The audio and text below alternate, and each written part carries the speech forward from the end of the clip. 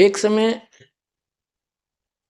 परमात्मा कबीर जी के भक्त थे। वो कहीं किसी अन्य पहुंच गए, किसी कोई भगतमती बहन थी यानी कोई सेविका थी, उसके वहां चले गए। परमात्मा के जाने के बाद ये अपने आप मनमुखी संत भी बन जाते हैं, लेकिन भक्ति करने से थोड़ी बहुत उनके अंदर वो साधु गुण अवश्य आ जाते हैं। उनसे आगे लाभ भले ही ना होता, लेकिन वो आध्यात्मिक मार्ग से परिचित अवश्य होते हैं। तो इस प्रकार का एक संत किसी अपनी सेविका के घर चला गया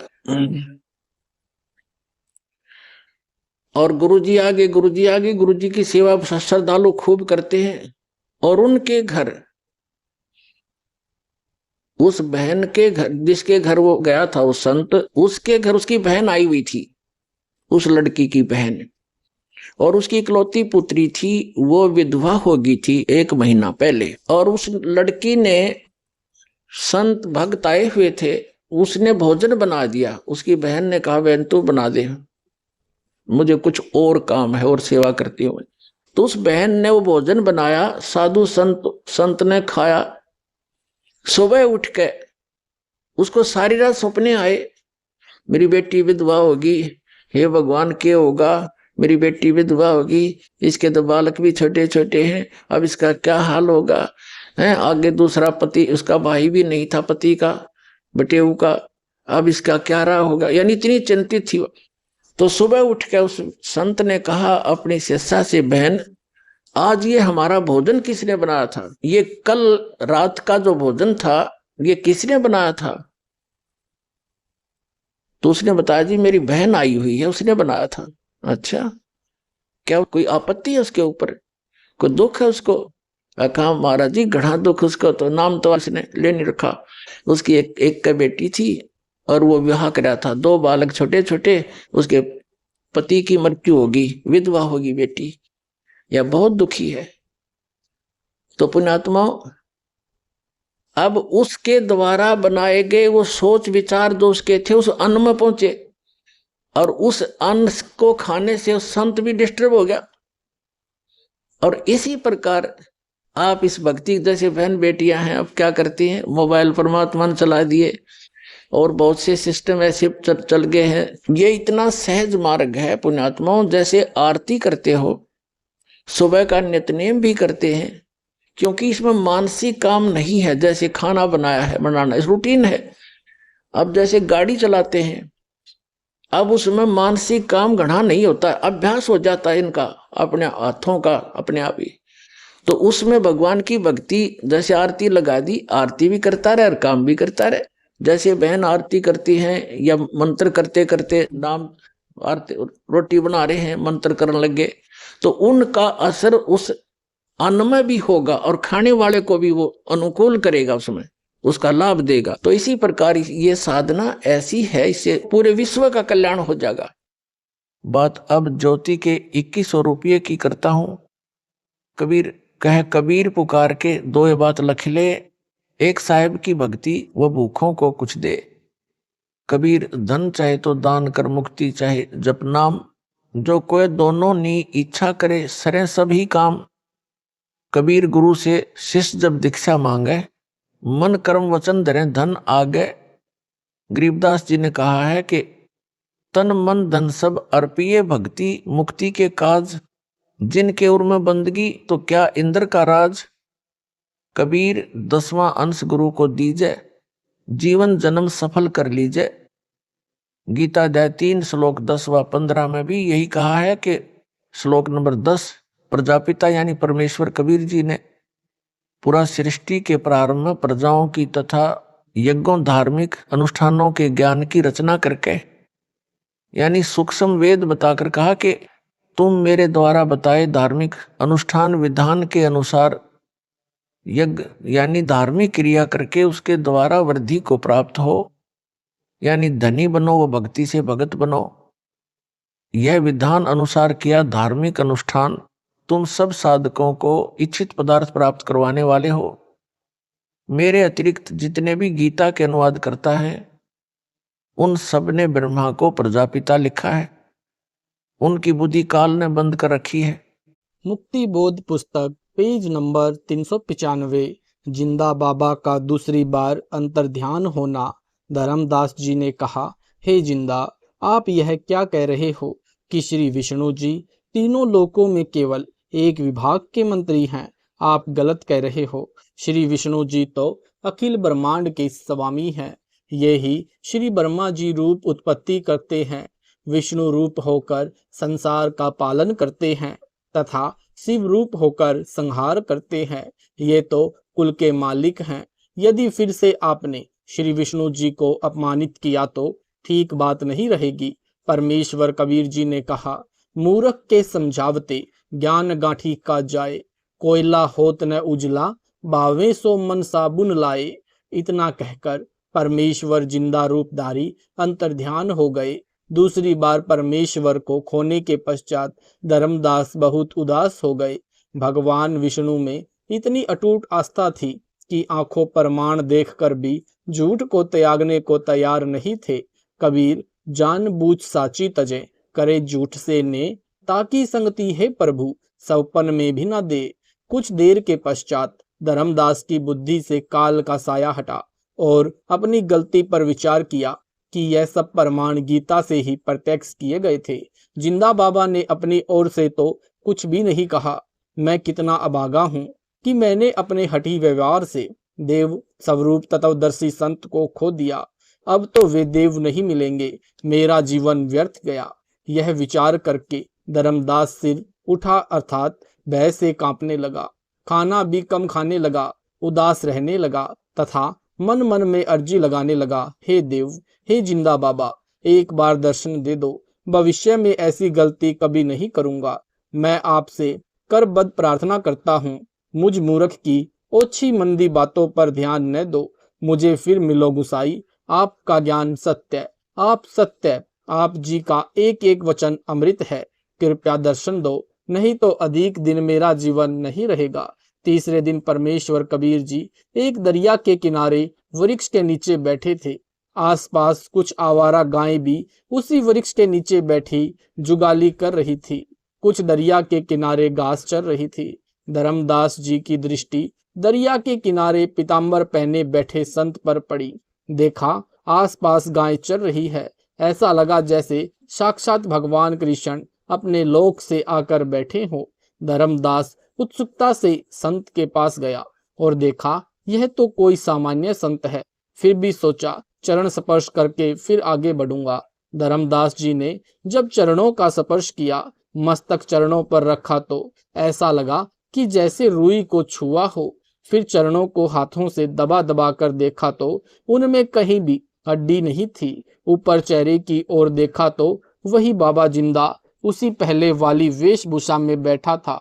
धर्मदास जी ने चरणों को दृढ़ करके पकड़ लिया कि कहीं फिर से न चले जाएं और अपनी गलती की क्षमा याचना की। कहा कि हे जिंदा, आप तो तत्वदर्शी संत हो, मैं एक भ्रमित जिज्ञासु हूँ। जब तक मेरी शंकाओं का समाधान नहीं होगा तब तक मेरा अज्ञान नाश कैसे होगा। आप तो महाकृपालु हैं, मुझ किंकर पर दया करो, मेरा अज्ञान हटाओ प्रभु। प्रसन्न धर्मदास जी का, हे जिंदा, यदि श्री विष्णु जी पूर्ण परमात्मा नहीं है तो कौन है पूर्ण परमात्मा? कृपया गीता से प्रमाण देना। उत्तर, यह परमात्मा परम अक्षर ब्रह्म है जो कुल का मालिक है। प्रमाण श्रीमद् भगवत गीता अध्याय 15 श्लोक 1 से 4 तथा 16 से 17 में। गीता अध्याय 15 श्लोक 1 से 4 का सारांश व भावार्थ है कि उल्टे लटके हुए वृक्ष के समान संसार को जानो। जैसे वृक्ष की जड़ें तो ऊपर हैं, नीचे तीनों गुण रूपी शाखाएं जानो। गीता अध्याय 15 श्लोक 1 में यह भी स्पष्ट किया है कि तत्वदर्शी संत की क्या पहचान है। तत्वदर्शी संत वह है जो संसार रूपी वृक्ष के सर्वांग यानी सभी भाग भिन्न भिन्न बताएगा।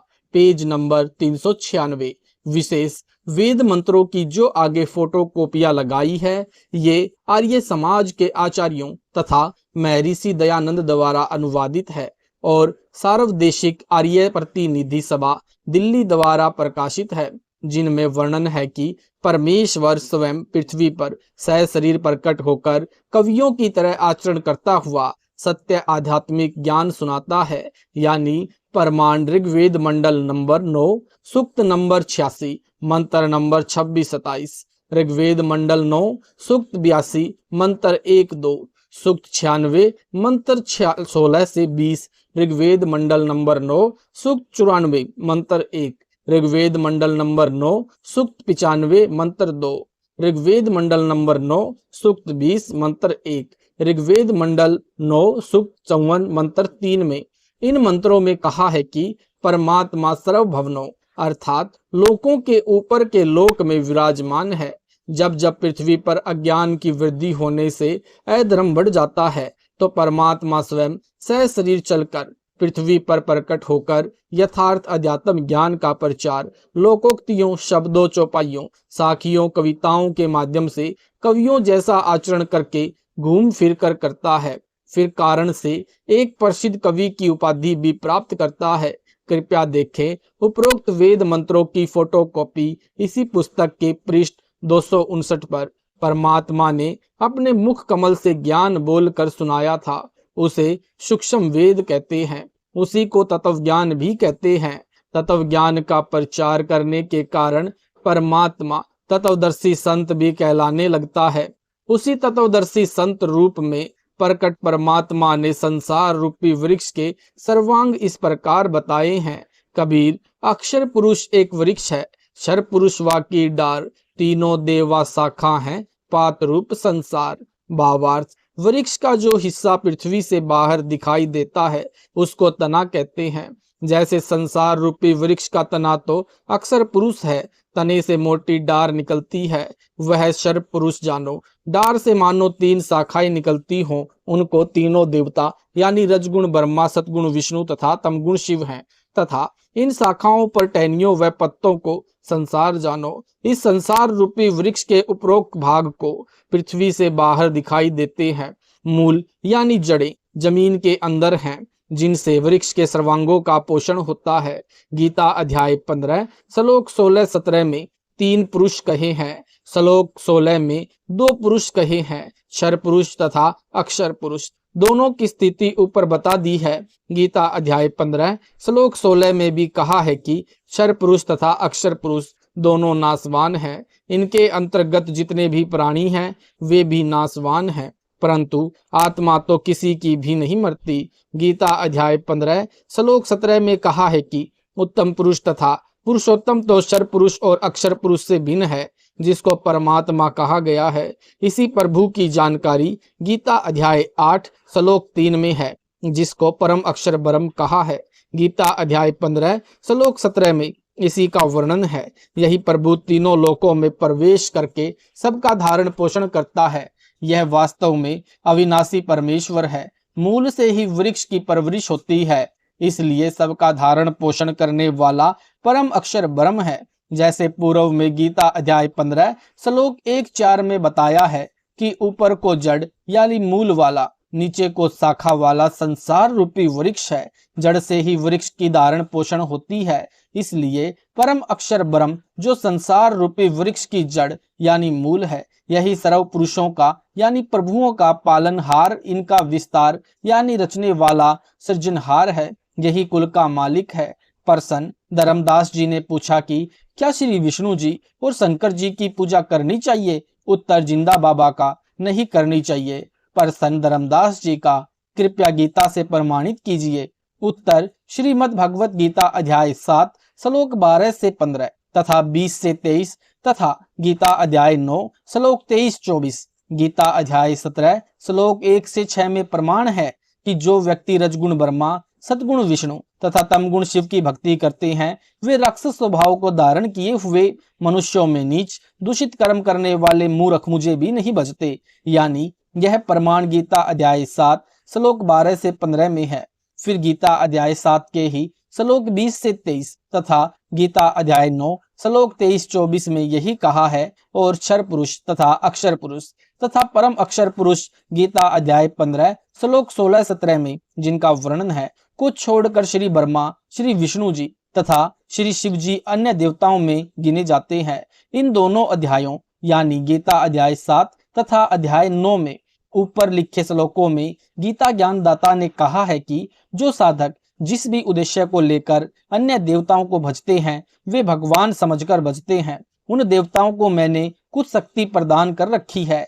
देवताओं को भजने वालों को मेरे द्वारा किए विधान से कुछ लाभ मिलता है, परंतु अल्प बुद्धि वालों का वह फल नाशवान होता है। देवताओं को पूजने वाले देवताओं के लोक में जाते हैं, मेरे पुजारी मुझे प्राप्त होते हैं। गीता अध्याय 16 श्लोक 23-24 में कहा है कि शास्त्र विधि को त्याग कर जो साधक मनमाना आचरण करते हैं, अर्थात जिन देवताओं, पितरों, यक्षों, भैरव भूतों की भक्ति करते हैं और मन कल्पित मंत्रों का जाप करते हैं, उनको न तो कोई सुख होता है, न कोई सिद्धि प्राप्त होती है तथा न उनकी गति अर्थात मोक्ष होता है। इससे तेरे लिए हे अर्जुन कर्तव्य यानी जो भक्ति करनी चाहिए और अकर्तव्य यानी जो भक्ति न करनी चाहिए की व्यवस्था में शास्त्र ही प्रमाण है।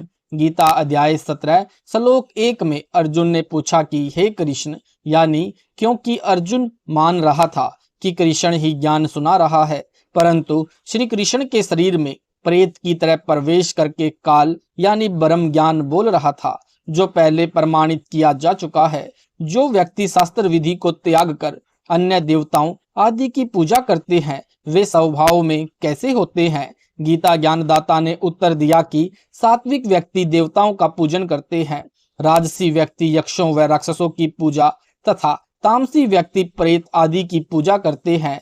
ये सब शास्त्र विधि रहित कर्म है।